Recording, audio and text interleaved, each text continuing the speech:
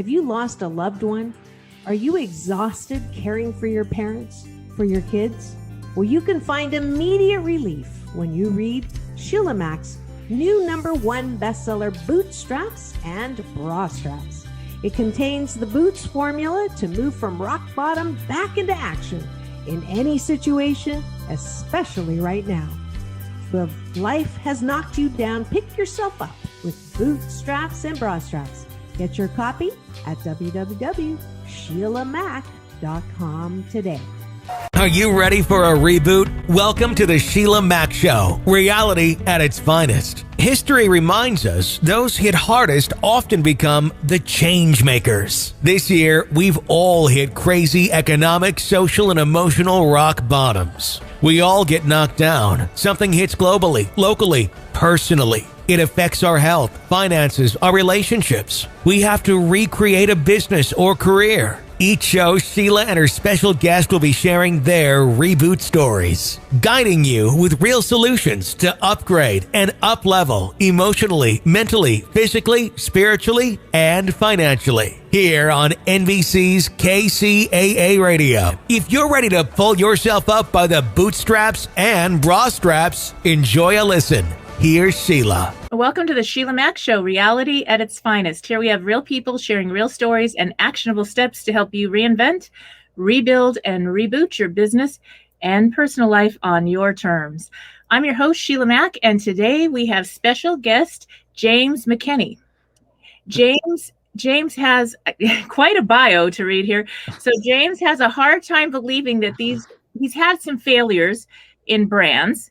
So he is the creator and host of the Startup Story podcast, as well as the founder of the newest entrepreneurial subscription, Grindology. Both brands were established and came to reality because of his personal journey following his fourth failed attempt. Yep. All right. And so you're going to share more about that when we get started. Welcome to the show, James. Sheila, this is an absolute joy to join you. Thank you so much for having me. All right. And my first question that I always ask my guests is based on this show actually started based on my new best-selling book, Bootstraps and Bra Straps, the formula to go from rock bottom back into action in any situation. I wrote it right before the pandemic happened, and it's really on point for our time. So if you could share maybe a time in your business or personal life that you hit a tough situation and how you got back on track. Oh, man. I mean, the toughest situation would be in 2008-09 when I literally lost everything. I mean, the business collapsed. I had a government contract that fell apart. It was canceled. All capital that I had was gone. It was a vapor, if you will. Had to tell my wife that we were losing everything, including the house. I mean, 2008-09 was a dark, dark time. And I go into a lot of detail in one of our episodes on the podcast itself. But the recovery period for that was not fast. I had to get a job at corporate America and lick my wounds to kind of recover a bit because we lost everything. Mm-hmm. But when entrepreneurship is part of who you are, when it is in your makeup, you can only stay in the corporate environment for so long. Like there's, you have these constraints where you want to do more than the corporate world. And again, I happened to work for the Disney company at the time and lots of opportunities, but it's still not the same as running your own business. And so, fortunate, I got a chance to again recover during that period, but it wasn't long before I was on to at that point, my third startup into mobile apps. Wow. Well, that's incredible. So you really started over again. And that is something that's really interesting. I remember I had lost my home to the Ventura fire in 2017 and I was starting over and I had like $35,000 in cash and everything else I had put into the home to buy and into everything I had just purchased and into other non-liquid assets. And my friends told me, some of my friends said, you should just go work at the grocery store. I was like, yeah. I used to own stores. What are you talking about? And they were like, this is never going to work. I bought a prefab mobile home, made it into Airbnb, and I was making $6,000 to $10,000 a month within a month. Love it. And then working as an agent and leading whole teams and training programs in real estate and moved to Beverly Hills within a month. And so had I listened to my friends that out of their heart, they wanted to help me, and that was what they knew was best. I would have been broke for the rest of my life. Entrepreneurs are wired differently. And that's the thing is like, you get all this external input from people on how to navigate something, but unless you have walked the path of creating something from nothing, even whether it reaches success or failures, until you've walked that journey, you truly don't know what it is like. And for some of us, how fulfilling it is, how addicting it is. I mean, how it speaks to our core of who we are. And it is so challenging yet so rewarding at the same time, right? And I love hearing your recovery story as well. Like that's encouraging and inspiring to me to take the non-status quo and disrupt it a bit and keep moving forward while the external people are telling you otherwise. I love it. It was insane. I literally sold that house 2.5 or so years later, did a 1031 exchange.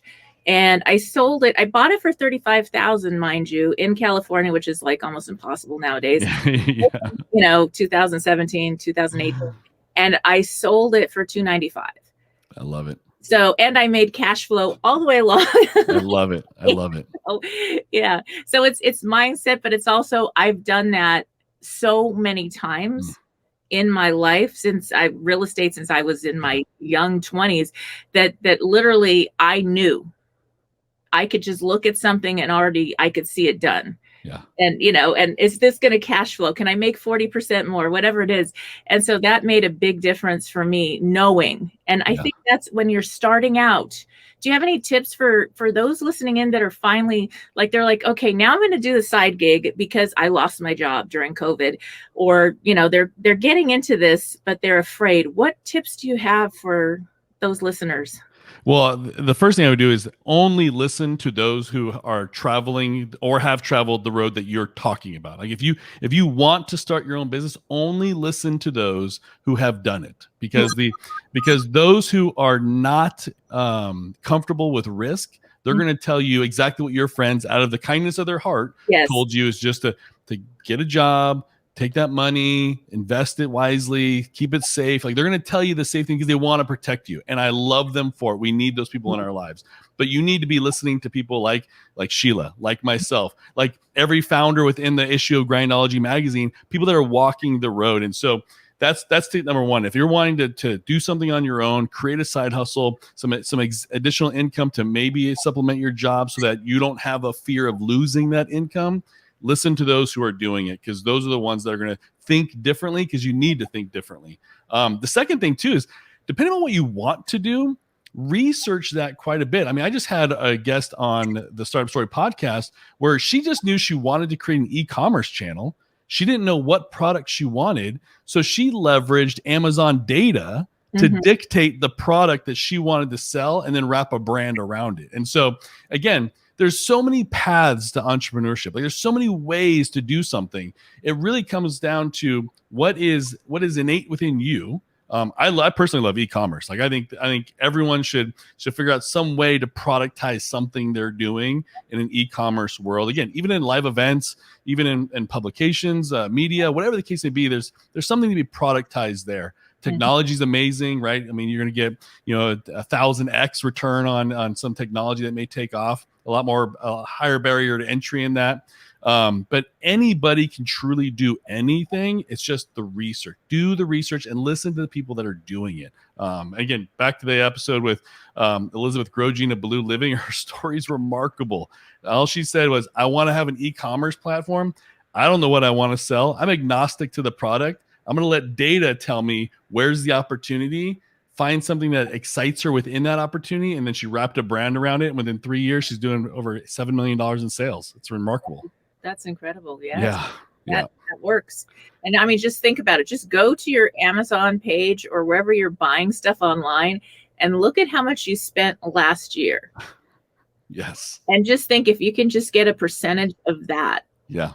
Of just what you're spending. Yeah. And imagine everybody else, especially in this time, everybody's ordering things online now. Yeah. So, yeah. There's an entire economy behind Amazon that most people have no understanding of. And I'll be honest, I don't have much of an understanding. All I do know is that it is much larger than we see as consumers, right? We see as consumers the place where we can literally buy anything we want. But there's an entire industries. There's trade shows that are just for those who resell on Amazon. There's entire factories that just create product for resale on Amazon to resellers only. The economy behind Amazon is, again, I'm shooting from the hip here, but I mean, if not equal to what we see as consumers, or more significant than what we see, because there are just factories dedicated to creating products for sale on Amazon. It's remarkable. Yes, I know there was this one time, it was right after the fire. The other thing I did was I did eBay and Amazon sales. Yeah. And it was really funny because how do I get 20,000 a month within a month and a half selling stuff? Yeah. It was ridiculous. I was like, really, I didn't like the work. And back then I didn't have the drop shipping, and it wasn't really, I didn't know about all that. I just do this to make money now. Yeah. And so that was something. Now it's, I think, much easier than it was before. Every year it gets easier. And I'm like, they didn't tell me these secrets back then. I mean, drop shipping's a whole other animal, right? I mean, again, if you want to make additional money, the opportunities are out there. I mean, again, we talked about Amazon. We've talked about drop shipping, or again, briefly talked about, but again, drop shipping is one of them. The resale market. You mentioned eBay. Oh my goodness, eBay, Poshmark, Mercari, Tradesy. Like, there's so many resale markets to just sell the things in your home. And Gary Vaynerchuk talks about it all the time, the garage sale hacks and all the things. Like, if you want to make money, there are many ways to make money. So I'm wondering now, what is your favorite book as an entrepreneur that you've read in your life that has really affected you in a good, positive way? I would say there's a couple. And part of why they've affected me is because they were also past guests on the show. One of them is Jamie Schmidt's book. In fact, it's on my back shelf, but Jamie Schmidt's book is Supermaker. She launched a brand from kitchen to acquisition in 7 years and sold to Unilever for over $100 million. It is, and again, a completely unassuming individual. You would never expect that kind of story coming from her. Super humble in spirit. And to hear her story is unbelievable, because all she was doing was creating something to solve a personal need that she had, going to farmers markets to figure out how people liked it, and it grew naturally. No investment capital. She owned 100% of it. Like, it is an amazing story, and for her to put it in a book to understand that anybody can truly do it. Again, let me footnote that phrase, anybody can do it. I do believe anybody has the potential to accomplish what Jamie Schmidt accomplished. The variable to that is resilience, and most people cannot handle the no's, so as Jamie started achieving some success, she was trying to get in more stores, and that's when the no's start coming, right? Like, you're not going to get the no's at the farmer's market. You're going to get the no's when you're trying to get into a Whole Foods or some other, national chain. So she just kept going and going and going. Another one with Kara Golden. I love female founders. I love the female founder story. So a lot of my inspiration comes from the challenges of female founders or Black female founders. I love the stories because there's an element to their resilience that I will never have to deal with, but I'm inspired and encouraged by it. And so Kara Golden, founder of Hint Water. Hint Water is an unsweetened flavored water. And she was a stay-at-home mom who happened to put on a few pounds after 4 kids, decided to drop soda. She lost 20-something pounds in the first 60 days, I think it was. And from this fruit-flavored water that she was creating. And she just said, I wonder if I can get this into my local Whole Foods because people love it. And she just started figuring things out. And her book's called Undaunted. And it just talks about the idea, like, she just wanted to see it into a store. And she wanted more people to understand that you can live a healthy lifestyle by drinking water. And it's just, now it's I want to say it's a $300 million brand after 6 years, I think. Again, an amazing story. So those are 2 books that immediately jump out at me as just truly inspirational. Nice. Yes. I can recall my first book that was really inspirational. I was 8 years old, and I went to the garage sale. The neighbor was moving and had a garage sale, and they were selling Think and Grow Rich. I still have the book on my bedstand today. Yep. And I Yep. wanted to figure out how to help my mom. She couldn't afford things, and she was living with relatives that didn't really like us being there. And I was like, I just want to get rich enough to help my mom. Yeah. Later on, I bought my mom a house. Love it. And so, Love it. and it was really that book and the mindset that got me to thinking differently. I literally read that book. I slept with the book in my arms. I'd fall asleep reading it as this little kid. I was like, well, how do I get rich? What is this getting rich in there? What is the secret? And so it took a while to figure it out, but it just naturally started to be applied in my life. Yeah. Yeah. So Absolutely love that. yeah. So now one of the questions, I'd like to hear more about your magazine and all you're doing at Grindology. Yeah. So, like I mentioned, Grindology was birthed out of the Startup Story. So, to give a little bit of backstory for everyone who's watching, I launched Startup Story. We had tremendous success with the podcast and the brand, and then COVID, right? I mean, I think many, many stories have this ending of and then COVID, and Startup Story was one of them. We lost our podcast sponsorships. We lost our in advertising as brands were pulling back because they considered it a media buy. Mm-hmm. But yet my audience just kept growing. I mean, from March of 2020 to August of 2020, it had grown 4x. I mean, it just continued to grow. And I was having a hard time trying to figure out monetization. And Right. so, I started to drink my own Kool-Aid and started talking with my founder network. I'm always talking about connecting with founders and hearing from them to get perspective that you sometimes can't see in your own vacuum, right? Right. And so a lot of my founder network was starting to say, James, you need to figure out how to monetize your audience directly. Mm-hmm. And I was like, okay, that's interesting. Don't broker your audience with sponsorships and advertisers. Find a way to monetize directly. And I was thinking, okay, I have 85,000 listeners. What can I sell to them that is authentic to the brand? And I thought to myself, oh, coffee. Like all entrepreneurs drink coffee. This just makes sense. Uh-huh. And I happened to have a call with a friend of mine, Matthew Arvalo, the co-founder of Loot Crate. For those who don't know Loot Crate, it's an amazing story. It's an amazing rise and fall story. In the first 3 years, they grew to $100 million, really shaped the subscription box industry. And 8 years later, it crashes. It's an amazing rise and fall story.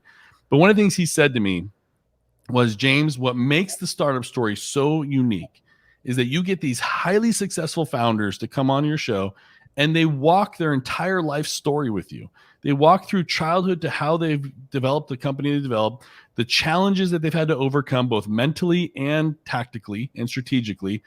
And those are things that your audience can only get from your show. He's like, you've got to bring founder direct tactics to your audience. You need to create a magazine. And I'm like, what? Like, I am not a magazine publisher. Like, this is the craziest thing I've ever heard. And I just started sitting on that for a moment. I'm like, man, like, I would love to put founder direct tactics and strategies into the hands of my audience. And that is what Grindology is. Like, everything in Grindology, and I say this not to speak poorly on journalists, but there's not a single bit of journalistic content in this magazine.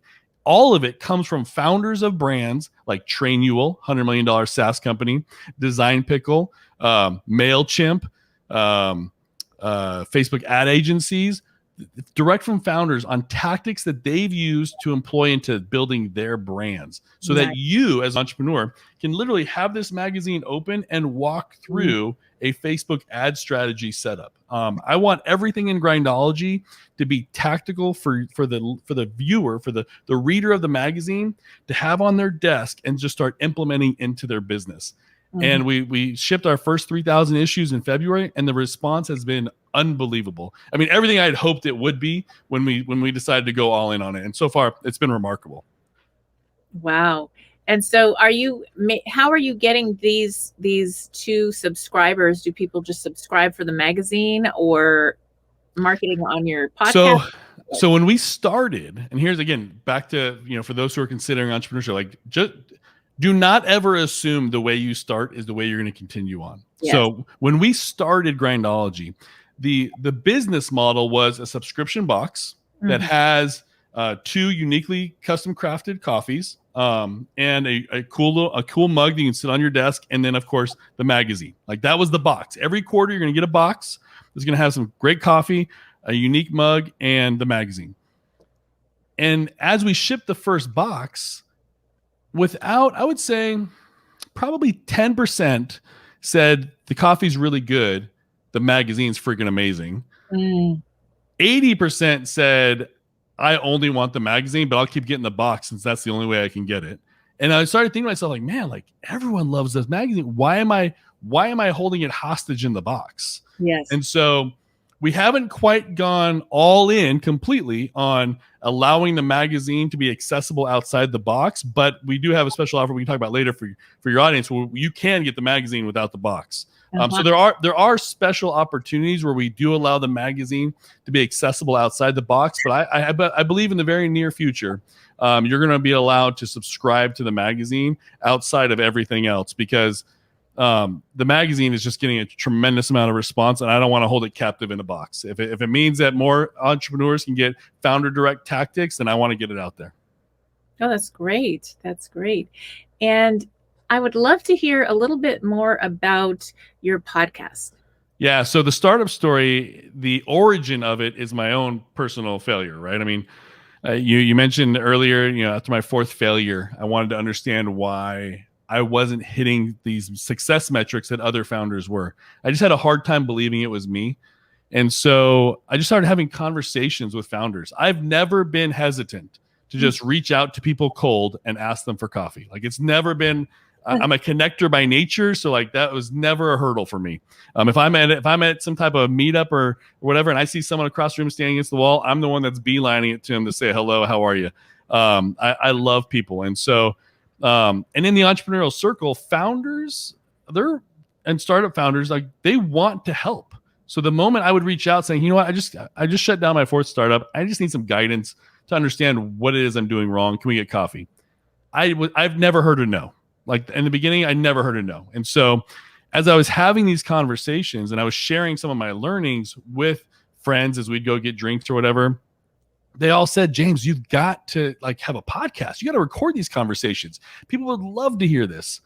And I thought, oh, that's interesting. And here I am consuming a ton of podcasts because I was in Southern California at the time, and driving is everything. And you can go 5 miles and spend 45 minutes in a car. And so I was consuming podcasts voraciously. And I thought, man, I should have a podcast. I should start a podcast. And again, a lot of things connected the dots, but that's where the startup story came to be. So the startup story is a weekly podcast where I bring on one highly successful entrepreneur. We unpack their entire entrepreneurial journey from childhood to where they are today, because a lot of people think entrepreneurship is an overnight thing. They think it's like a Field of Dreams model where you build it and they will come. And that's not true. And so I want to debunk it completely by saying, look, there are things within our entire life journey that kind of tease us up for these moments. If we just pause for a moment and look back, and we can see these things, right? I mean, your audience right now, there are probably some people considering the idea of man, I really want to start my own company, but I'm just not wired for it. And I'm willing to bet, if you're even pondering that thought now, if you were to just stop for a second and look back from your childhood to now, I bet there are these moments, these breadcrumbs that are leading you to where you are today.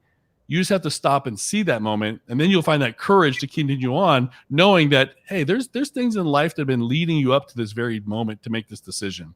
And that's really what the startup story is. And so within that, once we unpack the whole journey and we start talking about what their startup is, we get super tactical. We talk about capital challenges. If I have a female founder on, we talk about some of the biases that they've had to overcome in leading this. And those stories are just outrageous.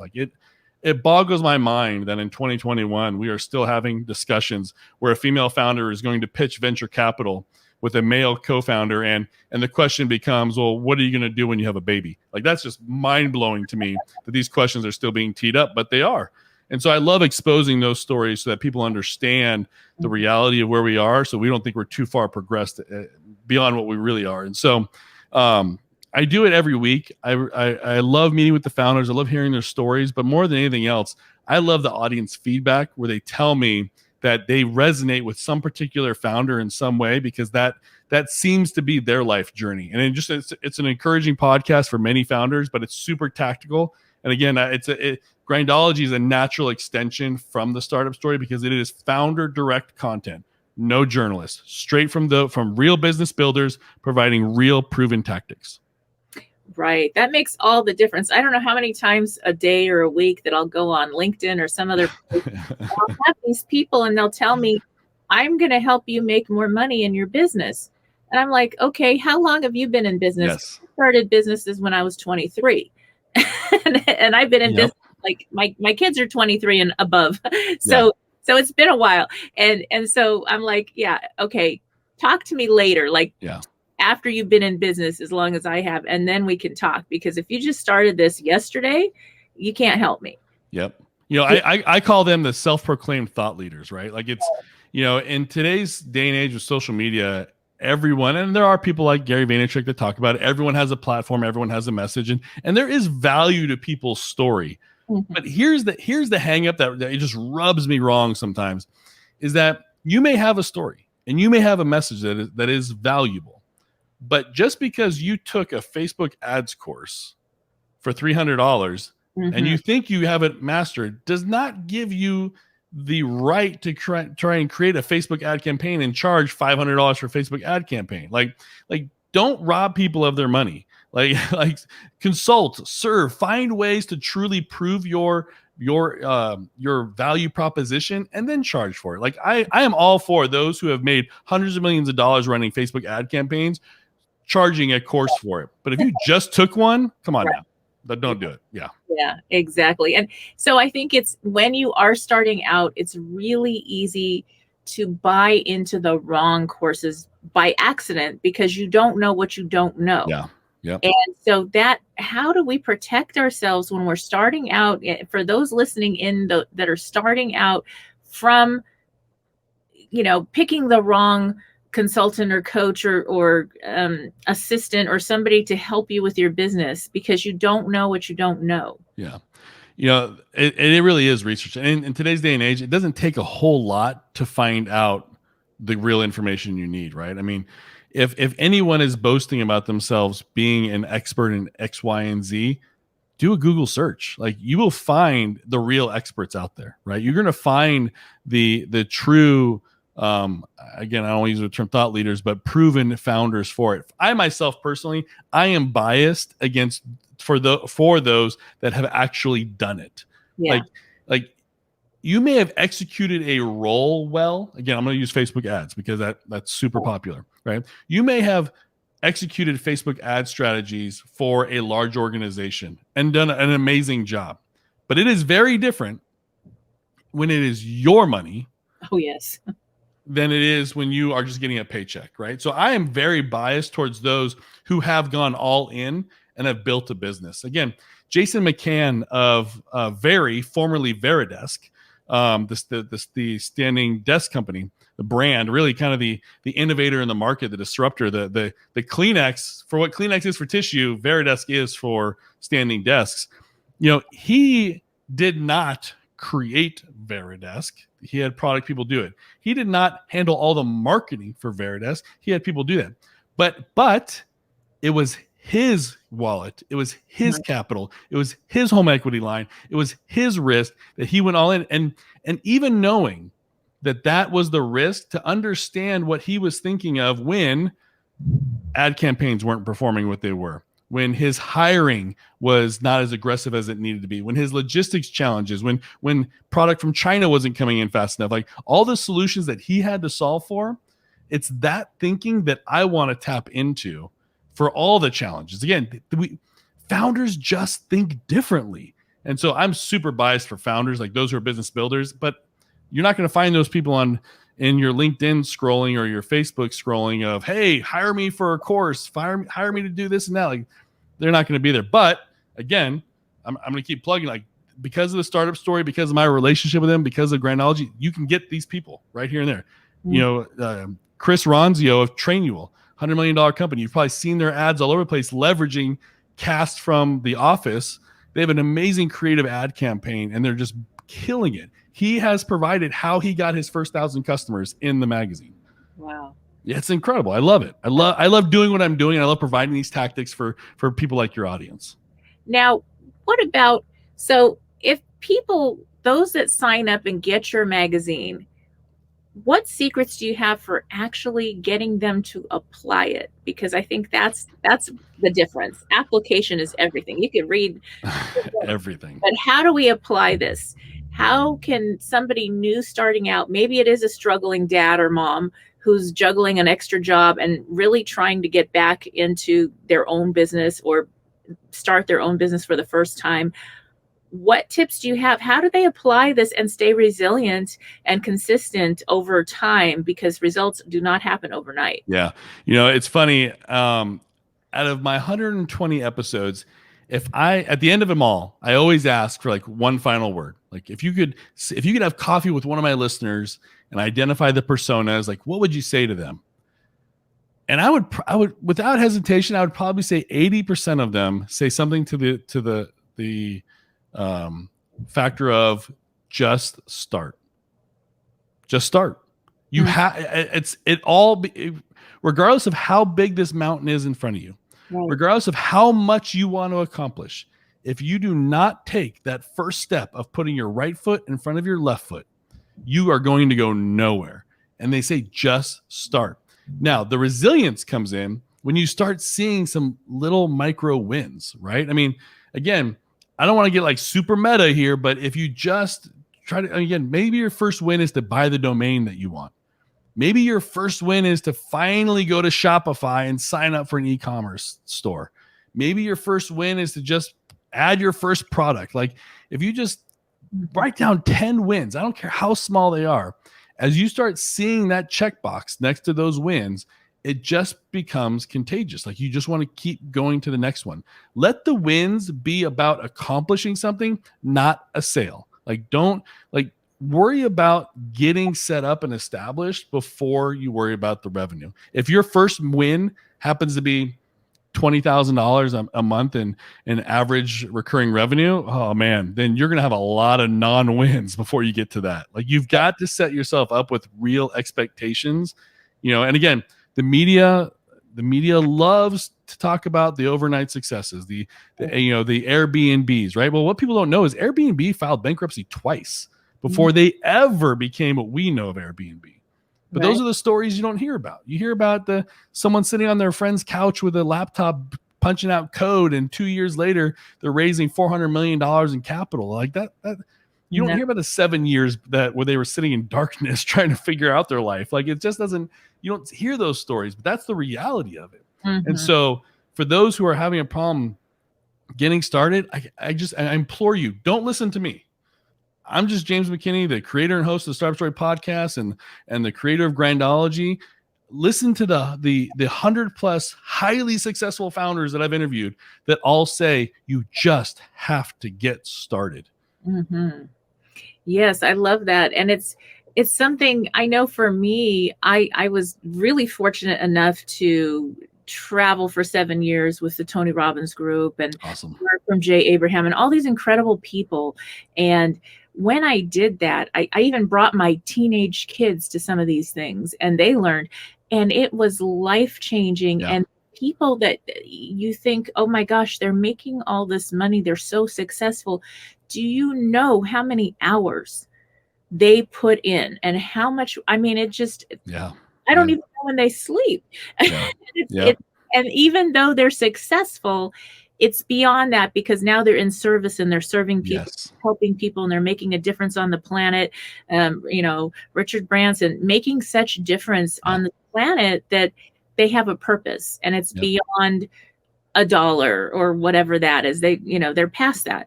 And so when you can tie a purpose into what you're doing for business, and it's beyond a monetary exchange, it just, I think that pulls you when you might want to give up because you get a lot of no's. Yeah. That kind of thing happens. If you find yourself in a position where you want to quit, your why was never big enough. Mm-hmm. But in that moment, you can change your why. Like you can like, if you find yourself quitting, don't quit. Right. Pause for a second and say, why am I willing to quit? Why did I start this? That's not big enough. Like if you're willing to quit on that why wasn't big enough. Like you've got to have a why that is just gigantic, so that when the waves come crashing on you, because again, you're going to get hit. Like, this is not a journey that is the golden brick road. Like, this journey is more like Israel being freed from slavery in Egypt in the Old Testament. Like, this is, you're going to have to cross the Red Sea with an army of millions chasing after you. Like, it is a treacherous journey. But you've got to have a big why. Again, the challenges you've had in your life, the challenges I've had in my life, the challenges that all the founders I've interviewed had in their life, they were able to keep going because their why was gigantic. Mm-hmm. Yes. And now I'm wondering, can this magazine serve those people that maybe they're not really entrepreneurial? It sounds like to me it could. Yeah. And what? So, let me. I shake my head yes, saying yes. I think it could serve.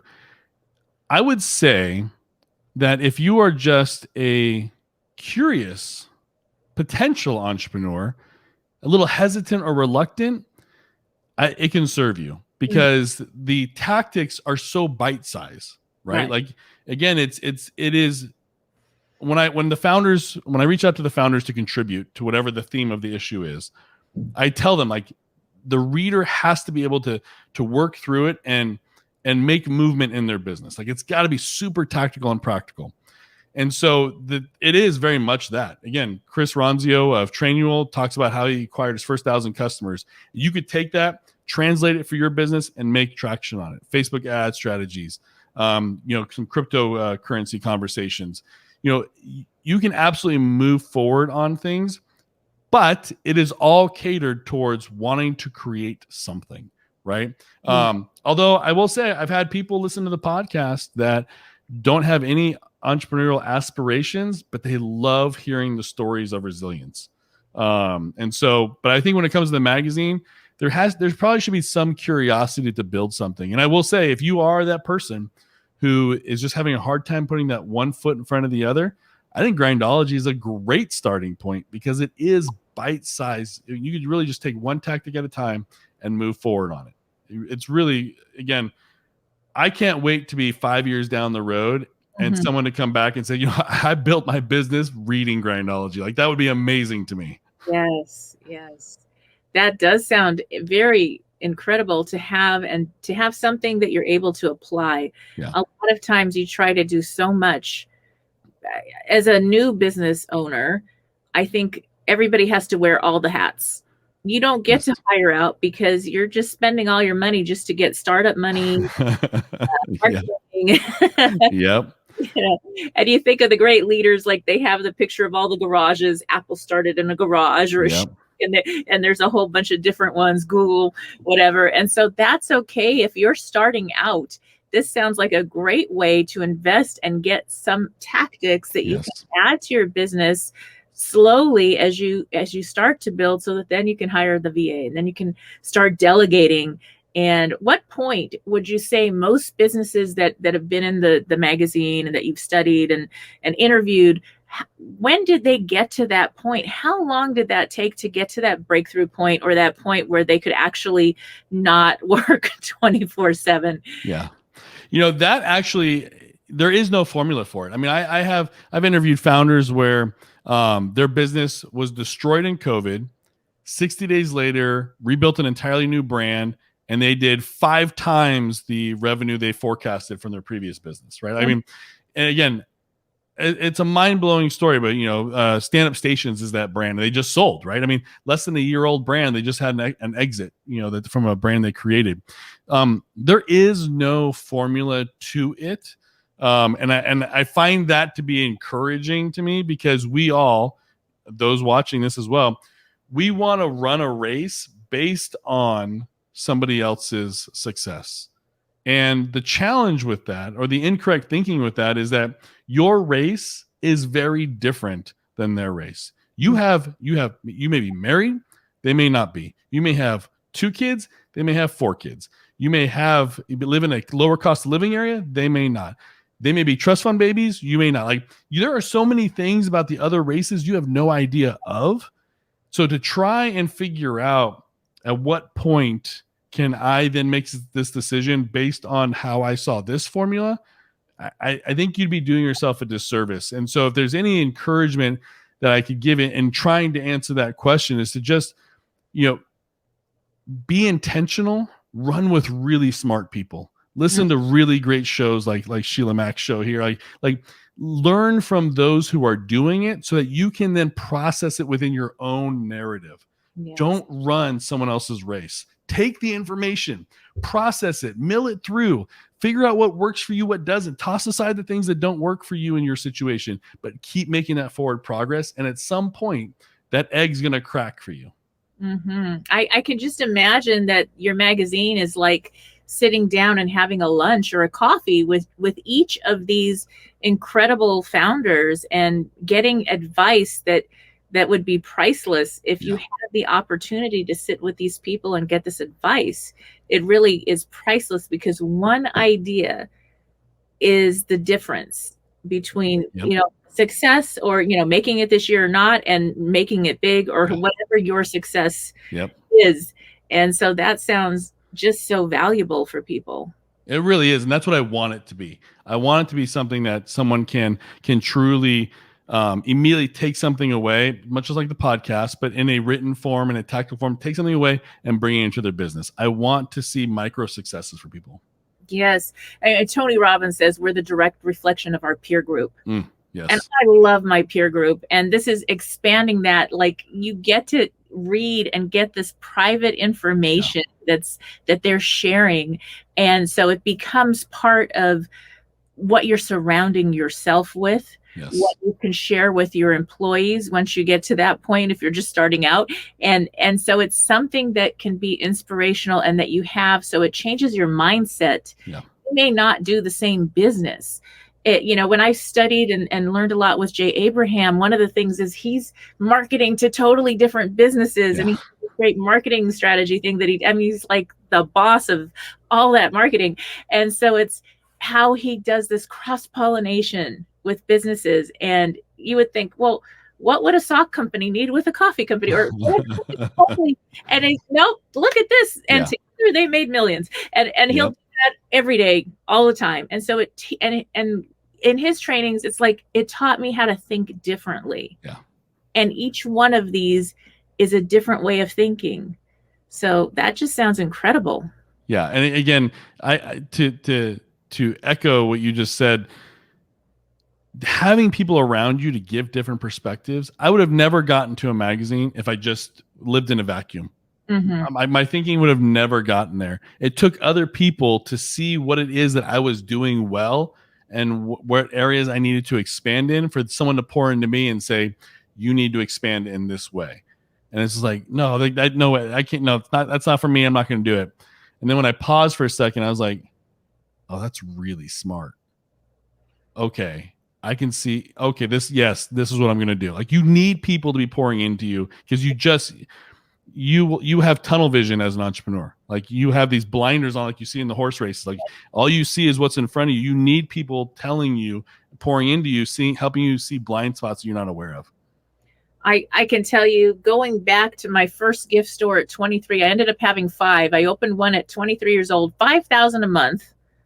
I ended up serving over 200 kids through Job Training Partnership Act that came out of foster care and worked in my store. I had lots of ladies that had children, babies. So I had nannies in the back room, because it was such a big store, and we had it all set up so they could come and have flex time. And they would come from the top stores in the mall, and they would work for me for like minimum wage. And I love it. And so I was learning as I was going. Yeah. And it was just this incredible journey. I made so many mistakes. I wrote about it in my book. I mean, the first year, now this was President Clinton had spoke at Glendale Community College, and I was in Montrose, California with my store. He came up to have lunch at Rocky Cola Cafe, and then he came into my store. But before him, Secret Service came in. And I thought, oh my gosh, I didn't do my sales tax right. I'm going to. And the next day, I hired a CPA. I was like, okay, that's it. Hiring a CPA. That was the scariest thing, because I was so young and I didn't know, but I got started. And there was this, I guess I was so young, I didn't know to be scared. Yeah. I was like, okay, if I lose everything, it's okay. Cause I'm so young. It doesn't matter. Yeah. Yep. Yep. So that's something about the fear and letting go of the fear. What tips do you have for letting go of that fear of getting started? I will say, if there's anything that failure does afford you, it is a broader perspective of what to be afraid of. Um, the experiences that I led my family through in 08, 09, I can't think of anything since then that I've ever been afraid of, because to me, that was the absolute worst. And so there is a level of fearlessness now when I execute. And so I will say, don't be afraid of failing, because that truly can be a remarkable gift. Again, we lost everything. I had to move our family. 3 months later, my father-in-law passed away. Like, it was a horrible, horrible year. And so much in that season, so much regret about what I was going through. But now my wife and I look back on that season with such tremendous gratitude because of the perspective we have today. So the first thing, if you're not moving forward, if you're not executing because you're afraid, understand that if it's failure you're afraid of, that can be redeemed for an amazing gift, and the perspective that comes from that. The other thing too, when it comes to moving forward because of fear, or you're held in because of fear, I just had this conversation recently. Actually, oftentimes what we're afraid of really isn't even valid. Like, if you think of whatever the worst case scenario is, I was talking with someone who just got promoted in their job and they're miserable in their job. It's a whole new area of this massive conglomerate. And he's just very insecure in his current role. And he's afraid of being found out to be a fraud, if you will, like not being as great as he is in this role as he was in another role. And it was causing him to lose sleep and anxiety and all this stuff. And I just said, like, what in your mind, what's the worst thing that happens? Well, they let me go. Okay, great. Because of the industry you're in, I can think of 100 different startups that would hire you in a heartbeat because you have this book of connections within that sector. Really? Yes. So why is that so horrible? Oh, that's a great point. Again, whatever your fear is probably isn't all that valid. You just got to get perspective from someone else. And again, I'm not discrediting those that are fearful. I'm not trying to sit here and minimize what it is that you're hung up on. But oftentimes, if you were to ask Sheila, ask myself, we probably can think of a solution to that fairly quickly, because we're not sitting where you are in this myopic state. We can see things a little bit clearer, which, again, back to the previous point, run with people, surround yourself by people. Yes. I mean, my peer group, soon as COVID happened, the next thing you know, they were PPE specialists. Yep. I was like, really? I'd never seen you with a mask before. Yeah. But they went from one situation in business. They put that down if they had to, because it didn't align anymore. And they went and picked up the next business within a month or less, a week. And I was just amazed at how fast they were willing to work with the changes. And so I was just really impressed. I think about Tony Robbins. He had all his events shut down. So we were going to go to the UPW in San Jose, and he got shut down. Never has he ever been shut down. Now he has a platform, and I think he spent like $4 million and created this platform to do virtual events. Yeah. He's back to doing events, and they're incredible. Yeah. And bring in even more people, and you can bring your family in the living room. And so it's just another person be like, well, that's it. It's over. I do events. How can I continue? I'm out of business. Yep. So mindset and resilience. Yep. That's just incredible. Yes. So I would love to hear, we're coming to the end of our time, and I'd love to hear how people can connect, how they can get Grindology and get started. So I'm on LinkedIn first and foremost. So just search for James McKinney. I accept all invitations because I love connecting with people. You never know how circles may cross.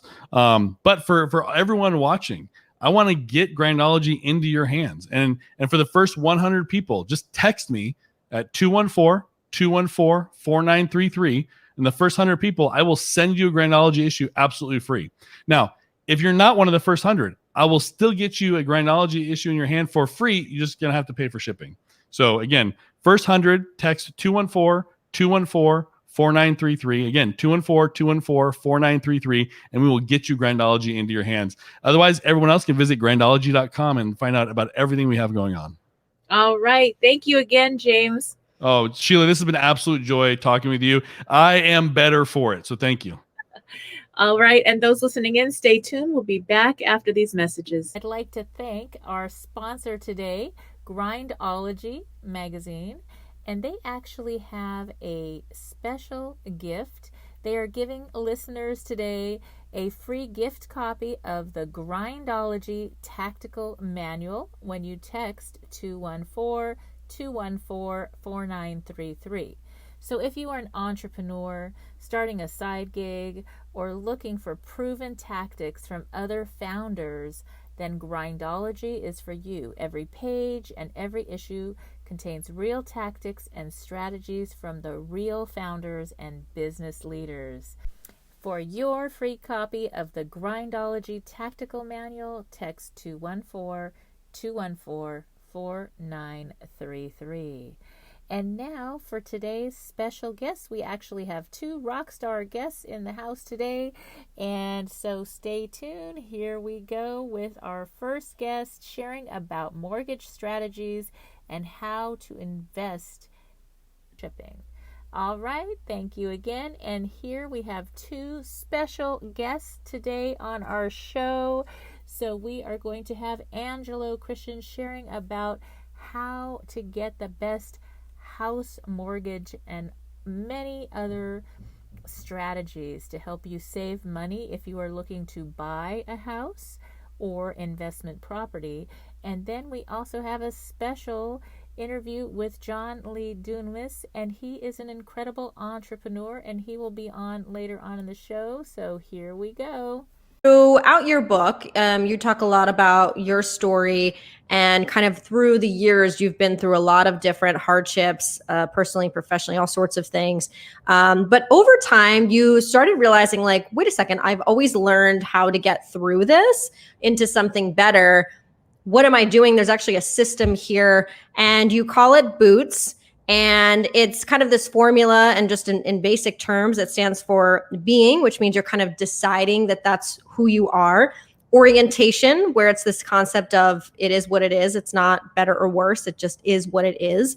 Your order of operations, which is kind of similar to this military formula to get results. Your thinking, which means you don't focus on survival, but opportunities. And then stepping up, which is kind of this personal responsibility and action. You've got a lot of great stories in here, not only from you, but from other women. This book is not one size fits all, just like a pair of boots or a bra. So the formula is designed to help you through any situation. My new best-selling book, Bootstraps and Bra Straps, the formula to go from rock bottom back into action in any situation. It is now available on Audible as well as on Amazon and Kindle, and at www.sheilamac.com.